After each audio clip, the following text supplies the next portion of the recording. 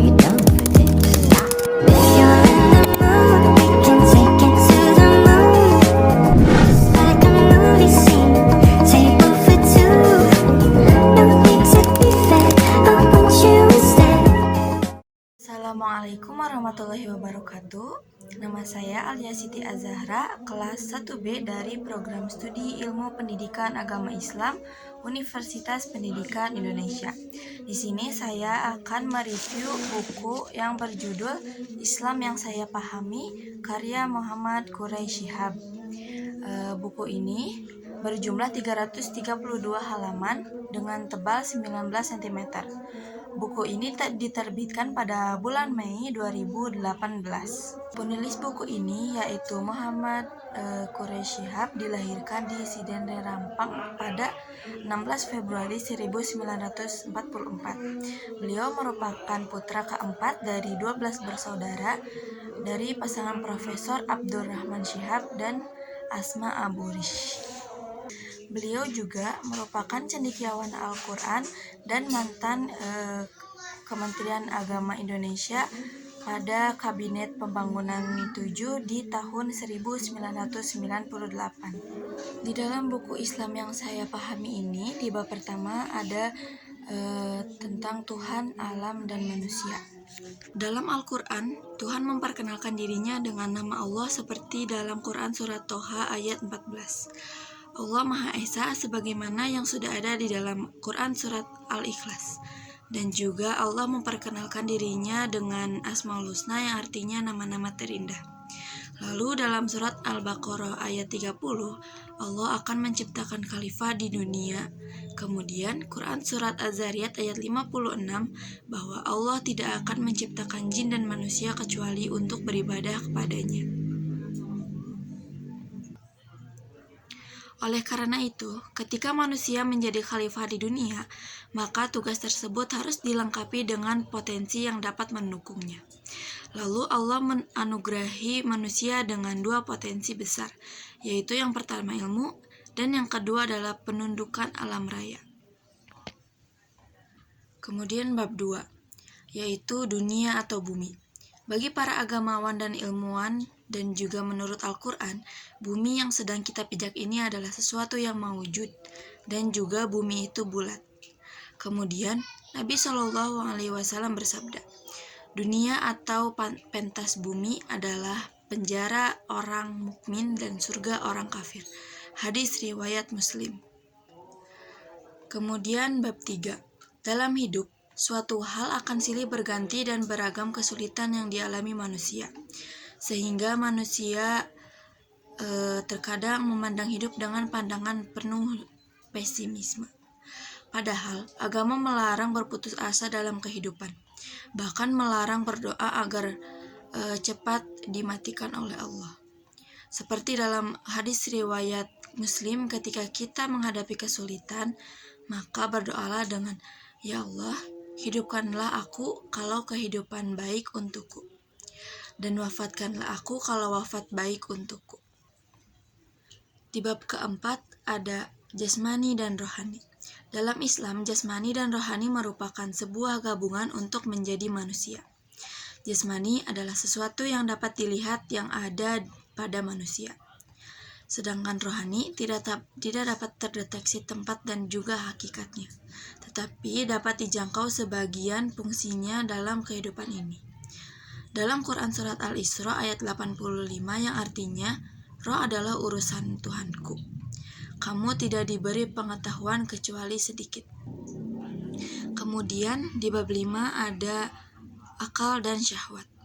Berpikir adalah upaya yang muncul dari dalam diri yang terjadi secara otomatis. Al-Quran berulang kali memerintahkan agar manusia berpikir dan meneliti tentang alam raya dan fenomenanya, dan juga tentang diri manusia dan masyarakatnya. Al-Quran serta Sunnah mengecam manusia yang tidak menggunakan pikirannya, dan itu dinilai lebih buruk daripada binatang. Syahwat adalah keinginan yang timbul dari seseorang untuk meraih sebuah kesenangan.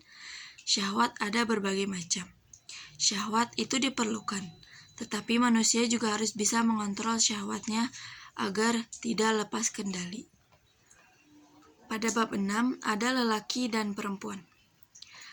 Lelaki dan perempuan memiliki kedudukan yang sama, yaitu kemanusiaan. Seperti yang kita ketahui bahwa Hawa diciptakan dari tulang rusuk Adam. Bukan berarti Hawa lebih rendah dari Adam.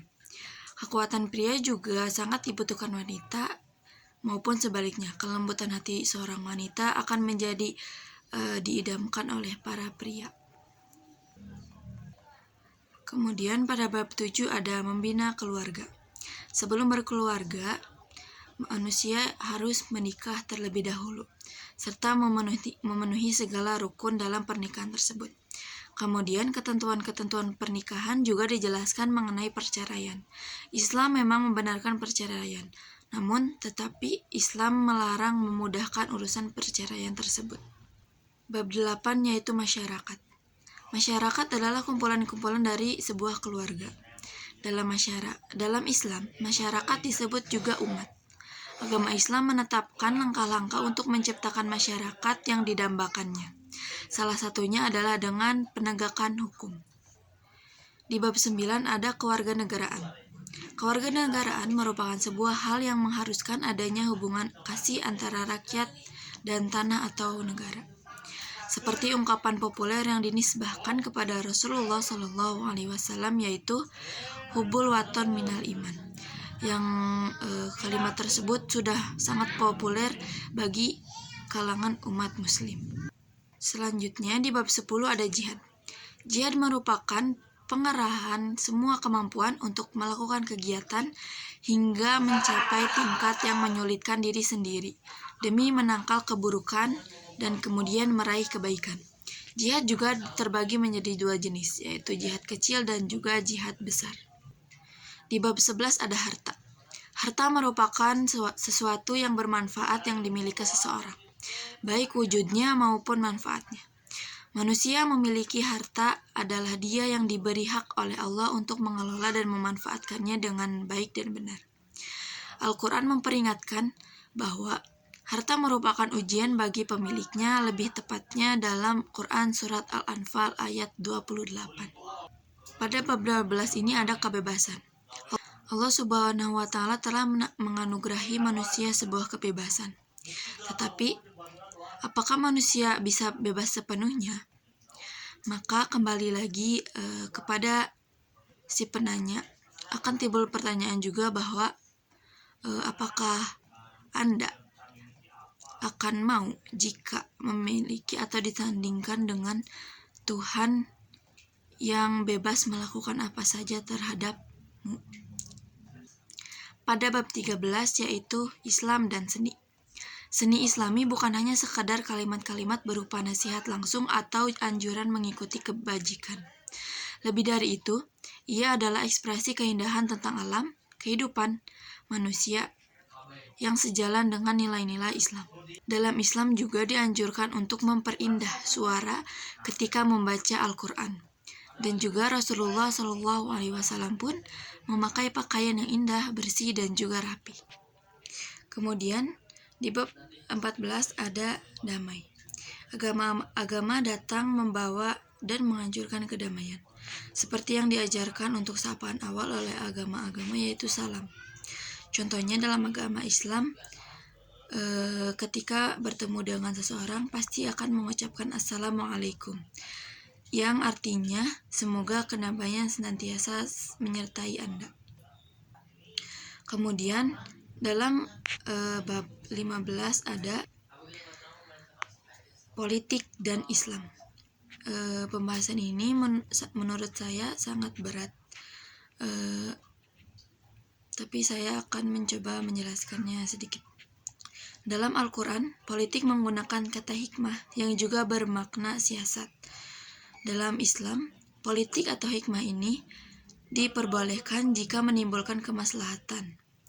Nabi pun ketika itu berpolitik, tetapi bukan untuk meraih sebuah kekuasaan. Tetapi Nabi selalu mempertimbangkan kemaslahatan untuk masyarakatnya. Kemudian bab 16 yaitu keragaman kelompok dalam Islam. Perbedaan pendapat sudah ada sejak masa Nabi Muhammad SAW. Namun, akan selalu terselesaikan dengan baik berkat adanya Rasulullah SAW di antara mereka. Dalam buku ini terdapat perbedaan pendapat antara kelompok politik dengan kelompok agama maupun perbedaan Ahlus Sunnah dan juga mayoritas Syiah. Buku ini sangat direkomendasikan untuk orang-orang yang ingin mengenal lebih dalam Islam, terutama dalam hal sosial dan juga politik. Itu saja yang dapat saya sampaikan. Mohon maaf bila banyak kekurangan dan kesalahan. Wassalamualaikum warahmatullahi wabarakatuh.